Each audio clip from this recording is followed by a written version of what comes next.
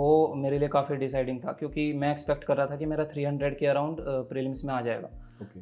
तो ये ही काफ़ी ज़्यादा लीड मिल गई क्योंकि हमने देखा कट ऑफ में कि मेंस इस बार कंपैरेटिवली इजी आया था। तो आई डोंट थिंक कि मेंस इस बार इतना डिसाइडिंग फैक्टर रहा है क्योंकि काफ़ी बच्चों ने मेंस में 550 और 600 के करीब अटेम्प्ट किया है। तो रोल ऑफ रिवीजन, हम रिवीजन कैसे प्लान करें, क्योंकि अभी एग्जाम भी आने वाला है कुछ ही टाइम में, 2 महीने में। रिवीजन किस तरीके से प्लान करें ताकि हम जो पढ़ लेते हैं, काफ़ी लोगों का डाउट होता है सर हम पढ़ लेते हैं पर भूल जाते हैं, ताकि जो कंटेंट है वो रिटेन रहे लंबे टाइम तक। सर ये भी मेरा एक डिफरेंट ओपिनियन है क्योंकि कई लोग क्या करते हैं कि एक सब्जेक्ट का रिवीजन करने में एक हफ्ता लगा देते हैं। पर मैं क्या करता था, मैं दिन में ही सर 6 से 7 सब्जेक्ट का रिवीजन कर लेता था। पर मैं पूरे सब्जेक्ट का नहीं करता था। सपोज सोइल के 4 चैप्टर का रिवीजन कर लिया, फिर हाईवे के 3 चैप्टर का रिवीजन कर लिया, फिर अगले दिन बाकी सोइल के बचे हुए चैप्टर। तो इस तरह से मेरा जो रिवीजन पैटर्न था वो इस तरह से था कि मेरा डेली का daily half of the civil engineering revise हो रहा है और फिर उसको मैं हर हफ्ते करता रहता था। तो यही रिवीजन स्ट्रेटेजी थी मेरी। मतलब मेरा एक रैंडम स्ट्रेटेजी है, मतलब ऐसे कोई प्लान्ड स्ट्रेटेजी नहीं थी। जो सब्जेक्ट अच्छा लगता है उसको daily to daily 6 to 7 subjects में रिवाइज करता रहता था और मैं पिछले दिन रात को लिख लेता था कि मेरे को अगले दिन ये वाले सब्जेक्ट्स के ये चैप्टर्स का रिवीजन करना है, इस चैप्टर के PYQs लगाने हैं। तो कुछ चैप्टर के रिवीजन कर लिया, कुछ चैप्टर के PYQs लगा लिए। तो इससे मेरे मल्टीपल रिवीजन हो गए थे एग्जाम से पहले। Yes sir. ओके, मतलब ऐसा कोई फिक्स पैटर्न नहीं था आपका, बट ये आपने इंश्योर किया कि डेली आप रिवीजन कर रहे हो। हाँ, डेली मल्टीपल सब्जेक्ट्स के मैं रिवीजन कर मल्टीपल सब्जेक्ट के रिवीजन कर रहे हो, ग्रेट। और कितने फ्रीक्वेंटली आप रिवीजन करते थे एक पर्टिकुलर टॉपिक का? सर बहुत ज़्यादा फ्रीक्वेंट करता था सर मैं। मतलब मेरे को ये लगता था कि अगर मैंने एक हफ्ता भी सोइल छोड़ दिया तो मैं भूल जाऊंगा, या सोम छोड़ दिया तो मैं भूल जाऊंगा। तो मैं ऑलमोस्ट हर 4 to 5 डेज में सोइल रिवाइज कर लेता था, हर वीक में सोम रिवाइज कर लेता था। मेरा ऐसा था। ओके। क्योंकि मेरा सिलेबस हो चुका था काफ़ी टाइम, तो मेरे पास काफ़ी ज़्यादा टाइम था रिवीजन के लिए, तो मैं रिवाइज ही करता था मोस्टली। और रिवीजन की इंपॉर्टेंस कितनी है हमारे कंप्लीट प्रिपरेशन के अंदर? सर यही 3 मेन की हैं, रिवीजन, सिलेबस कंप्लीशन और टेस्ट सीरीज। अगर ये 3 चीज़ हमने लगा ली तो सिलेक्शन पक्का ही है सर। सिलेक्शन पक्का है और अच्छी रैंक भी निकाल Yes, सकते हैं। और ये छोटी छोटी सी बात है और इसी पे मिस कर जाते हैं हम। रिवीजन पहले दिन से हमें ध्यान रखते हैं कि करना है, बट करते नहीं है। लास्ट में आके जब पाइल अप हो जाती हैं सारे सब्जेक्ट्स, फिर हम ये बोलते हैं कि हमारे टॉपिक्स तो हम भूल चुके हैं। टेस्ट सीरीज हमें लगानी चाहिए अपनी प्रिपरेशन के साथ ही। जैसे सब्जेक्ट टेस्ट लगा लेते हैं या पार्ट टेस्ट लगा लेते हैं, वो भी नहीं लगाते, लास्ट में आके बंडल अप हो जाता है।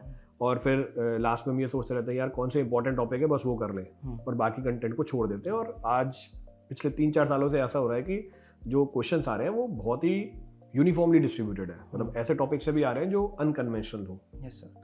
सर इसमें एक और चीज़ मैं बोलना चाहूँगा कि अपना सिलेबस ट्राई करें कि पेपर से एटलीस्ट 2 या 3 मंथ्स पहले कंप्लीट हो जाए। क्योंकि अगर तुम्हारा 12 फरवरी को गेट का एग्जाम है और तुम 10 फरवरी को सिलेबस कंप्लीट कर रहे हो तो तुम्हारे पास टाइम ही नहीं है रिवाइज करने का और टेस्ट सीरीज लगाने का। तो एटलीस्ट 2 to 3 मंथ्स पहले अपना सिलेबस कंप्लीट हो जाना चाहिए और उसके बाद कंप्लीट डिवोट हो जाइए रिवीजन और टेस्ट सीरीज के लिए। Yes sir. बिल्कुल। Vineet, can you tell something about your personal background? मतलब कहाँ से आपने स्कूलिंग करी, कहाँ पे आप born and brought up हुआ?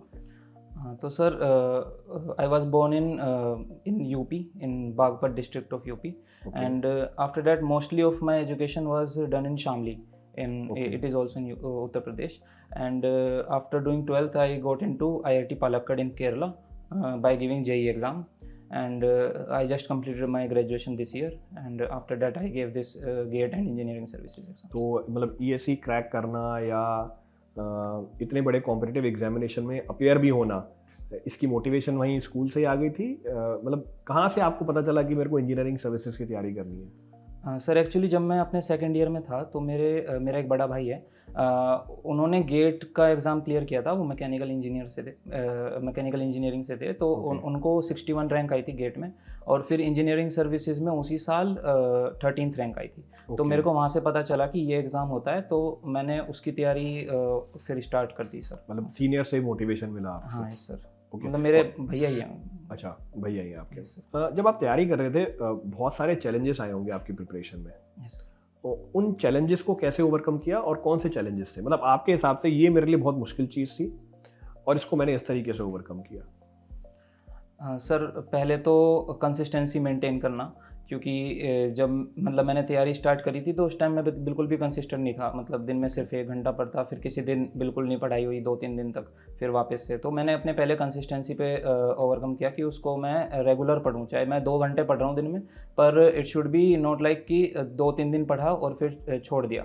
तो मैं कंसिस्टेंसी मेंटेन करी। उसके बाद सर कॉलेज के साथ मतलब प्रिपरेशन काफ़ी डिफ़िकल्ट हो जाती है, तो उसको मैंने थोड़ा मैनेज करने का ट्राई किया कि कॉलेज पे भी ध्यान दे पाऊँ ताकि सीजीपीए मेंटेन हो जाए, और इस पे भी, तो उसको भी ओवरकम करने में काफ़ी टाइम लगा। बाकी तो ऐसे चैलेंजेस नहीं आए सर।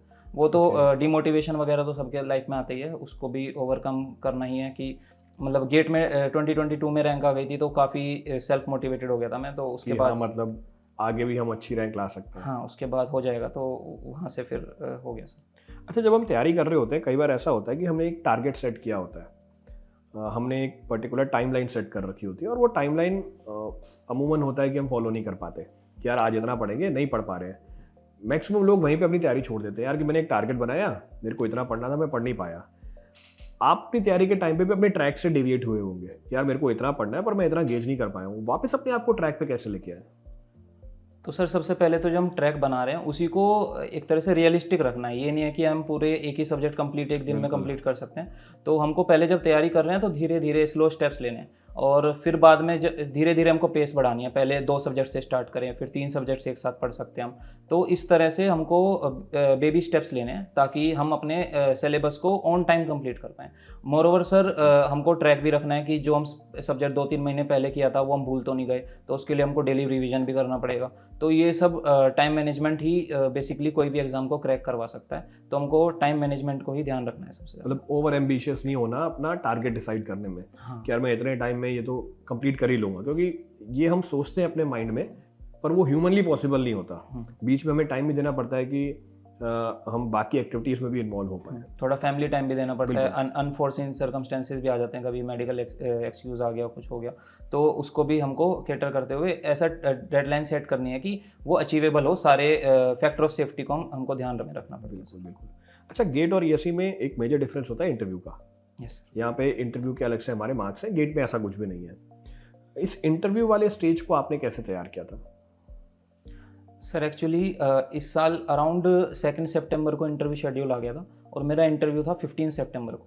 तो मेरे को सिर्फ एकदम ऐसे झटका लगा कि सिर्फ 13 दिन में ही इंटरव्यू है, तो मैंने फिर कंपनी से छुट्टी लेके और फिर मैंने प्रॉपर इंटरव्यू की तैयारी स्टार्ट करी। तो मैंने मॉक इंटरव्यूज़ जितने हो सके उतने दिए थे।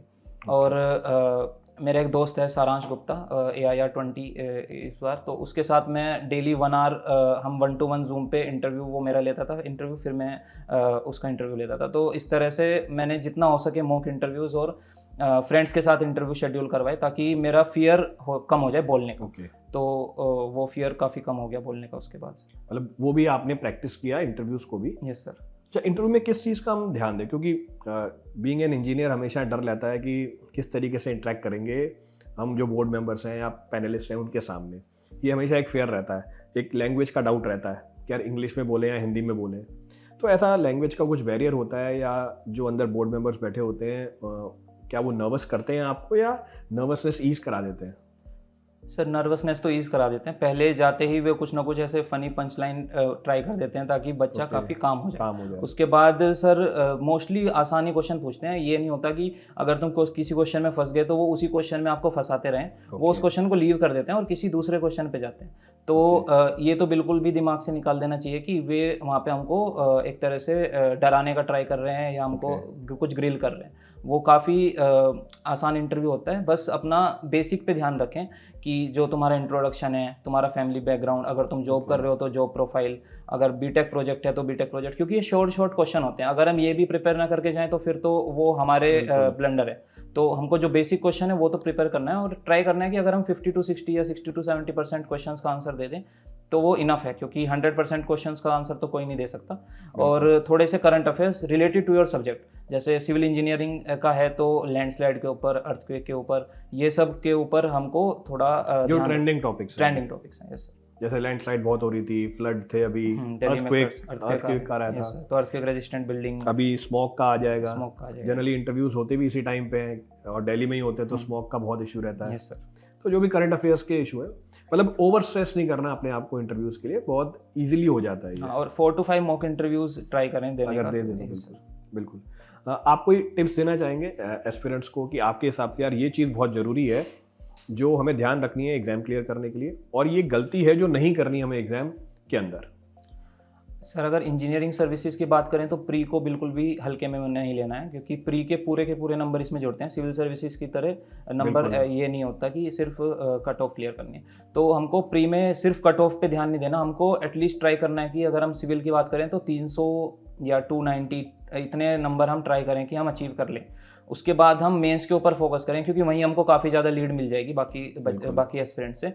और फिर हम उसके बाद मेंस पे अच्छे से तैयारी कर सकते हैं, क्योंकि अगर हमारे प्री में ही कम रह गए तो इस बार भी हमने देखा है कि प्री की कट ऑफ 218 है, पर जो टोटल मार्क्स हैं जनरल के कट ऑफ के वो 783 हैं। बिल्कुल बहुत ज़्यादा है जो कि, तो हमको प्री में सबसे पहले अच्छे से नंबर लाने हैं, उसके बाद हम मेंस की 4 महीने या 3 महीने जो भी मिले उसमें अच्छे से तैयारी कर सकते हैं। मतलब प्री में अगर आपने सिर्फ कट ऑफ क्लियर की है तो फाइनल लिस्ट में आना बहुत मुश्किल हो जाएगा। हाँ, next to impossible. Next to impossible है, बिल्कुल सही बात बोली। मतलब प्री को बहुत सिंसियरली प्रिपेयर करना है और अच्छा स्कोर करने की कोशिश करनी है। Yes sir. बिल्कुल। लास्ट फाइनल विनीत, आप कोई टिप देना चाहेंगे एस्पिरेंट्स के लिए? अभी 2 महीने बाद इनका एग्जाम है। तो यही टिप है कि अभी तो सिर्फ रिवीजन और टेस्ट सीरीज पे ध्यान दो। अगर कोई सब्जेक्ट तुम्हारा मेजर सब्जेक्ट रह गया है तो फिर अभी उस पर ध्यान मत दो, क्योंकि उसकी वजह से बाकी सब्जेक्ट्स अफेक्ट हो जाएंगे। अगर कोई छोटा सब्जेक्ट रह गया तो उसको धीरे धीरे प्रिपेयर कर लो, पर मेनली रिवीजन और टेस्ट सीरीज पे ध्यान दो। और PYQs जितने हो सके 2-3 बार अभी लगाने का ट्राई करो कि कंप्लीट PYQ जितने सब्जेक्ट हो चुके हैं उसके 2-3 बार हम एटलीस्ट लगा लें। मे बी लास्ट 10 ईयर्स के तो एटलीस्ट 2-3 बार लगा ही लें, और अपना टेस्ट सीरीज जो भी है उसको अच्छे से करें, बस यही है सर। और सेल्फ मोटिवेटेड है। ओके, सो विनीत, अभी तक तो हम सीरियस बातें कर रहे थे कैसे किसी भी एग्जाम की तैयारी करनी चाहिए। अब हम दूसरे सेगमेंट की तरफ बढ़ते हैं इस सेशन के। ये थोड़ा फन सेशन है। I will be putting up some interesting questions to you. Rapid fire round है, तो जो भी आपके दिमाग में आता है उन क्वेश्चंस को सुनने के बाद you can simply answer that. ठीक है सर।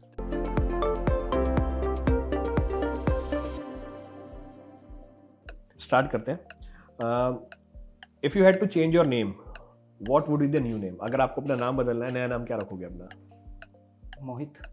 मोहित, एनी रीजन? नहीं। Stress. Okay. If you could know the absolute truth, मतलब आपको एक अपॉर्चुनिटी मिली कि आप एक एब्सोल्यूट ट्रुथ जान सकते हो, क्या जानना चाहोगे आप? गॉड एग्जिस्ट और नॉट। अच्छा, और इंटरेस्टिंगली ये देगा भी कौन पावर?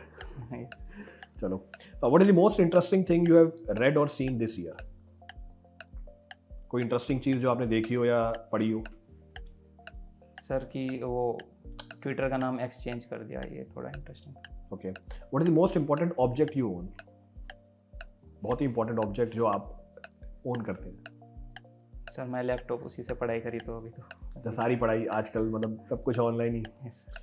मतलब हार्ड बुक से जब हम पढ़ते थे उसका वो अलग ही क्रेज होता था, yes. पर अब सब कुछ डिजिटल Online हो चल गया। रहा है, sir. Okay, what job would you be absolutely horrible at? मतलब ऐसी कोई चीज़ हो, कोई काम हो जो मतलब बनेगा ही नहीं अपन से।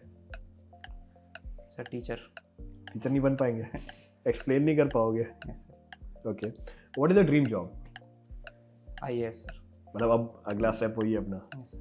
ओके, और अभी तो तैयारी कर भी सकते हैं हम, Yes. तो अभी फ्लो में है तो तैयारी कर भी सकते हैं। चलो, if there is an app that you hate but you always use, पसंद नहीं है पर यूज करते हो। Instagram sir.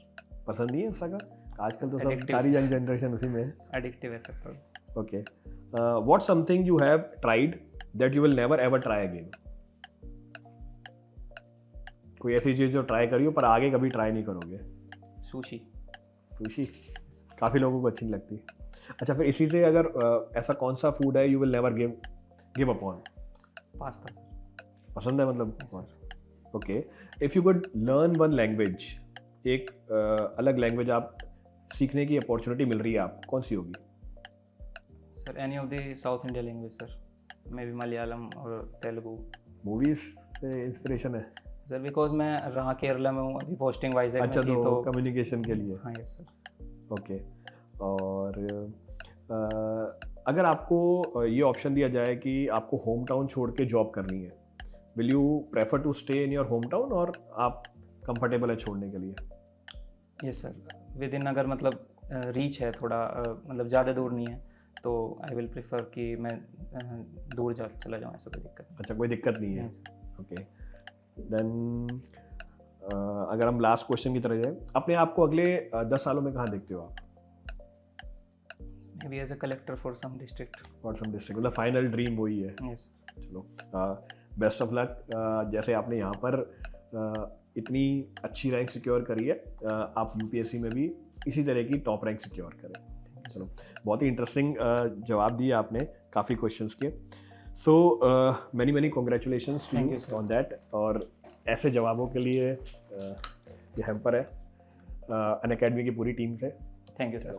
होपफुली यूपीएससी में you will also come out with flying colours. Yes, thank you. अच्छा विनीत, हमारा जो आखिरी सेगमेंट है उसमें एक रिचुअल फॉलो करते हैं हम, जिसमें आप अगर और कोई टॉपर है उसको टैग कर सकते हैं कि वो भी इस प्लेटफॉर्म पे आके अपनी जर्नी, अपने एक्सपीरियंसेस शेयर कर पाए और बाकी एस्पिरेंट्स को हेल्प कर पाए। तो सर मेरा एक दोस्त है सारांश गुप्ता। इस साल ईएससी में 20 रैंक है और गेट में 3rd रैंक थी सर। और सारांश की? यस सर, आईटीबीएचयू से? आईटीबीएचयू से बिल्कुल। सर। और मतलब वो उसने भी कॉलेज के साथ ही प्रिपेयर किया और प्री के बाद हम काफ़ी टच में हैं। और ऐसे जैसे सच मैंने बताया कि इंटरव्यू में हम दोनों ने एक दूसरे की काफ़ी हेल्प करी। तो Help करी थी। Yes sir. Saransh, we would love to have you on this platform again. Saransh इस प्लेटफॉर्म पे आया हुआ है पहले गेट के थ्रू, तो आई वुड लव कि सारांश दोबारा इस प्लेटफॉर्म पे आए और अपनी इंजीनियरिंग सर्विसेज की जर्नी भी बाकी एस्पिरेंट्स के साथ शेयर करें।